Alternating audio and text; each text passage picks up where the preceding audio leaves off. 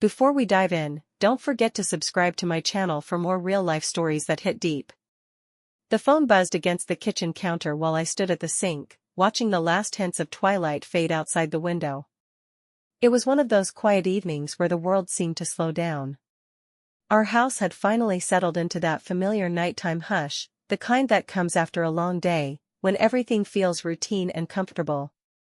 My husband, Mark, was sprawled on the couch in the living room, drifting between sleep and the soft murmur of the television. We'd been married for 12 years, and moments like this were our norm: dinner done, dishes in progress, him unwinding after work. I wiped my hands on a dish towel and glanced at the phone. The number wasn't saved in my contacts, but something about it felt familiar. I paused, then picked it up, turning slightly away from the living room, my voice instinctively low. "Did you decide?" the voice on the other end asked. It was Alex, someone I'd known long before Mark, from college days when life was full of possibilities and fewer responsibilities. We'd lost touch for years, but recently, through social media and chance messages, he'd re-entered my life. Old feelings had stirred, ones I'd thought were buried deep. "Yes," I said before I could second-guess myself.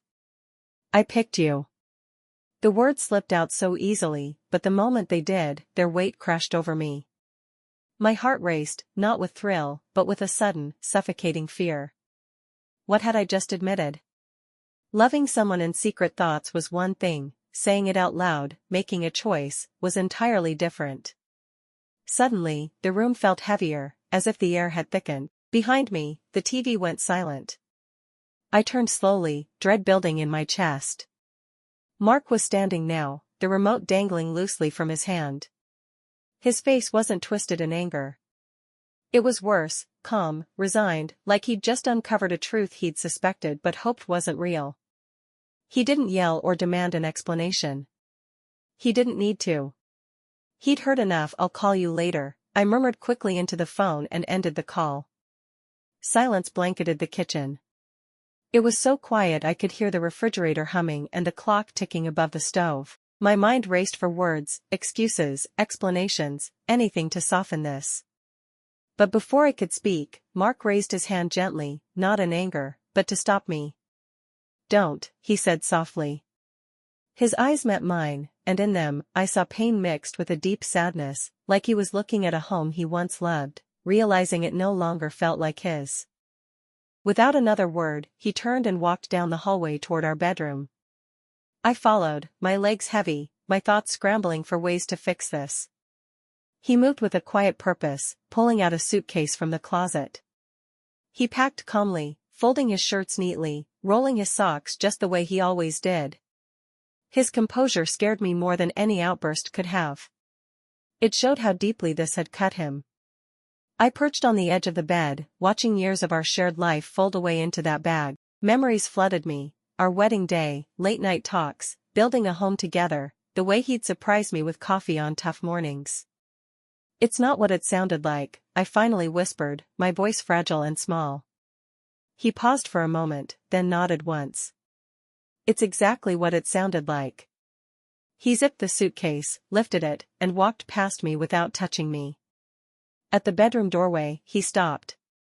For a split second, hope flickered. I thought he might turn back, ask questions, give us a chance to talk it through. Instead, he said quietly, "I hope one day you understand why I can't stay." Then he left. The front door closed with a soft click, not a slam. His car started outside, and he drove away into the night. I sank onto the couch where he'd been resting just an hour earlier, staring at the dark TV screen. The house felt emptier than ever. I replayed that phone conversation in my head, searching for a way to twist the words into something less damaging. But they were clear.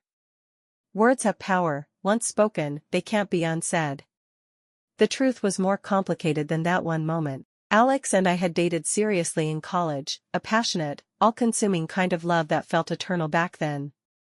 When we broke up, it was mutual, life pulling us in different directions. I met Mark a couple of years later. He was steady, kind, the kind of man who made you feel safe. Our marriage grew from that foundation, comfortable, reliable, full of shared routines and quiet affections, but over time, the passion faded into familiarity. Responsibilities piled up, jobs, bills, the daily grind. Alex reaching out again awakened old emotions I'd kept locked away. At first, it was innocent, catching up, reminiscing. Then it turned into deeper conversations, confessions of what-ifs. I never acted on it physically, it stayed in messages and calls. But emotionally? I'd let myself drift back to him, harboring feelings I should have let go. Saying I picked you aloud was the moment fantasy crossed into reality. It was me admitting, even if just to Alex, that my heart wasn't fully with Mark anymore. The night dragged on endlessly. I barely slept, tossing in our bed that now felt too big. The next days blurred into weeks. I called Mark repeatedly, left texts and voicemails pleading for him to come home so we could talk. "We can work through this," I'd say. It was a mistake. But he never responded. I told myself he just needed space, that time would heal it. Deep down, I knew better. Friends noticed the change. At first, they asked gently what happened. I skirted the details, saying we were going through a rough patch. Some stopped asking, others drifted away, uncomfortable with the awkwardness. A few looked at me with pity in their eyes, which hurt worse than outright judgment. No one wants to be the person who broke their own home. Nights were the hardest. I'd lie awake, staring at the empty side of the bed, remembering how Mark used to reach for me in his sleep, pulling me close as if afraid I'd disappear. Now, the space beside me was cold and untouched. I thought constantly about that reckless sentence, how honest it had been in the worst way. Our marriage didn't collapse because of an affair in the traditional sense. There were no secret meetings, no physical betrayal. It ended because, in my heart, I'd already chosen someone else long before that call. I'd checked out emotionally, and that phone conversation made it undeniable. Months passed. Life adjusted in small ways, eating alone, handling everything solo, the quiet amplifying every thought. I regretted it all, the flirting with old flames, letting nostalgia override reality. But regret couldn't undo the damage. One afternoon, I ran into Mark at the grocery store. He looked different, perhaps a bit older, with new lines around his eyes, but also steadier, like he'd found some peace. He was pushing a cart near the produce section. Our eyes met, he hesitated, then gave a polite nod. We ended up lingering awkwardly by the fruits, two people who once knew each other intimately now acting like strangers sharing heavy history. "I'm sorry," I said finally, because it was all I had left. He studied me for a long moment, then offered a small, weary smile. "I never wanted you to hear that," I added, my voice cracking. "I know," he replied softly. "But I'm glad I did." Those words stung deepest, not cruel, but truthful. He was glad because it forced him to face the distance that had grown between us, to free himself from a marriage where he wasn't fully chosen. He walked away with his cart, disappearing down an aisle, leaving me standing among the apples and oranges. I held a bunch of bananas I didn't need, feeling the echo of that one sentence ripple through everything it had changed. I learned a hard lesson that day: marriages don't always shatter with dramatic fights, accusations, or slammed doors. Sometimes, they unravel quietly, from unspoken drifts and hidden longings. One overheard conversation, one honest admission, can reveal truths that can't be ignored.